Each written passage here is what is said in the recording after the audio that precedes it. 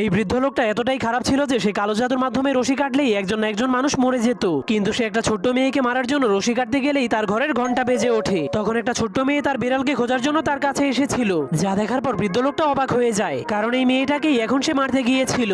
আর সেই ছবিতে দেখানো বিড়ালটাকে সে আগেই মেরে ফেলেছিল। কিন্তু মেয়েটা রুমের মধ্যে অনেকগুলো রশি দেখার পর সেই রুমের মধ্যে ঢুকে যায়, এরপর একটা রিমোট দিয়ে খেলতে শুরু করে দেয়, যার কারণে বৃদ্ধ লোকটার কালো জাদুর রশিগুলো এদিক ওদিক দৌড়াতে শুরু করে দেয়। কিন্তু বৃদ্ধ লোকটা যখনই ছোট্ট মেয়েটাকে মারার জন্য তার রশিটাকে কাটতে যায়, তখনই মেয়েটা রিমোটের সাহায্যে সেই রশিগুলোকেও দূরে সরিয়ে দেয়, যার কারণে বৃদ্ধ লোকটা রশির পিছনে দৌড়াতে দৌড়াতে অনেক ক্লান্ত হয়ে যায়। কিন্তু তখনই মেয়েটা পাশেই আরেকটা মেশিন দেখতে পায়। তখন সে মেশিনের কাছে গিয়ে মেশিনের সবগুলো বাটনকে চাপতে শুরু করে দেয়। ঠিক তখনই সে ওই মেশিনের মধ্যে তার মৃত বিড়ালের ছবিটাকেও দেখতে পায়, যা দেখার পর মেয়েটা বুঝতে পারে এই বৃদ্ধ লোকটাই কালো জাদু করে তার বিড়ালটাকে মেরে ফেলেছে। এর জন্য সে বৃদ্ধ লোকটার ছবিটাকে খুঁজে বের করে বৃদ্ধ লোকটাকে মেরে ফেলার ভয় দেখাতে শুরু করে দেয়, যা দেখার পর বৃদ্ধ লোকটা অনেক ভয় পেয়ে নিজের জীবন বাঁচানোর জন্য মেয়েটার বিড়ালটাকে কালো জাদু থেকে মুক্ত করে বাঁচিয়ে তোলে।